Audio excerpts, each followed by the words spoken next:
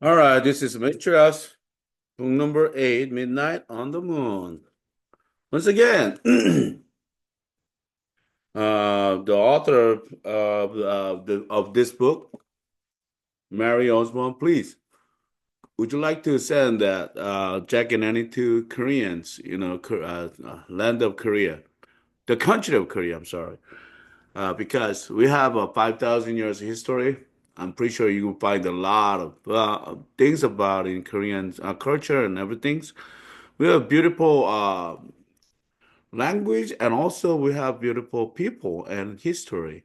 Lots of beautiful story too.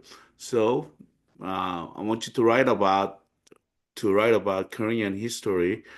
Uh, you could send the jacket any Korean time. So please do. All right. Well, I'm gonna expect that. All right. Chapter one. Midnight on the Moon. Chapter one. By the moonlight. Jack whispered a voice. Jack opened his eyes.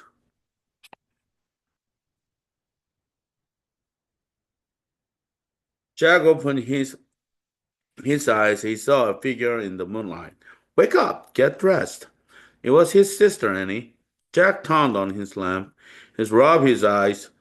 Annie was standing beside his bed. She wore jeans and a sweatshirt. Let's go to the treehouse, she said. What time is it? Asked Jack. He put on his glasses. Don't look at your clock, said Annie. Jack looked at his clock. Oh man, he said, it's midnight. It's too dark. No, it isn't. The moon makes it bright enough to see, said Annie. Wait till morning, said Jack. No, now, said Annie. We have to find the force emptying. I have I have a feeling that the full moon might help us. That's not, said Jack. I want to sleep. You can't sleep when we come back home, said Annie. No time would have passed. Jack sighed. Oh, brother, he said. But he got out of bed. Yay, whispered Annie. Meet you at the back door. She tiptoed out of Jack's room. Jack yawned. He pulled on his jeans and sneakers and sweatshirts. He put out his notebook and pencil into his backpack. Then he crept down the stairs. Annie opened the back doors quietly. They stepped outside. Wait, said Jack. We need a flashlight. No, we don't. I told you the moon will light our way, said Annie, and she took off. Jack sighed, then followed her. Annie was right, told Jack.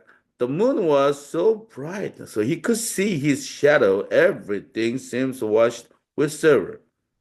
Soon they left their secret street.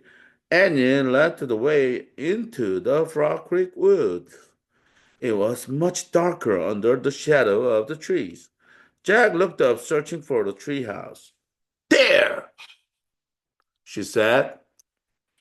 The magic treehouse was shining in the moonlight, and he grabbed the rope ladders and started to climb up. Careful, go slowly, said Jack. He followed her up the ladders and into the treehouse. The moonlight streamed through the window. It shone for the letter N that shimmered on the wooden floor. It shone on the three M things that rested on the M. A moonstone from the time of the ninjas, a mango from the Amazon rainforest, and a mammoth bone from the Ice Age.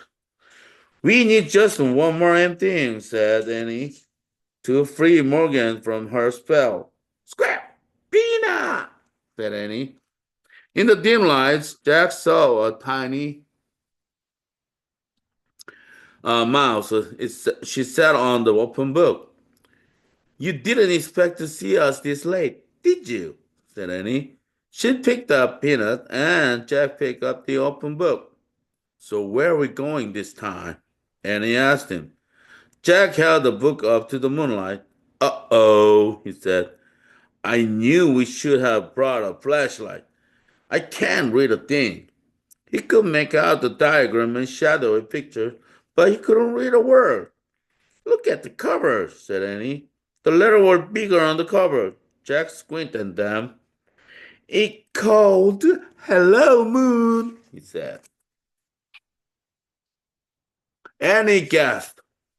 We are going to the moon? Of course not, said Jack. It's impossible to go to the moon without tons of equipment. Why?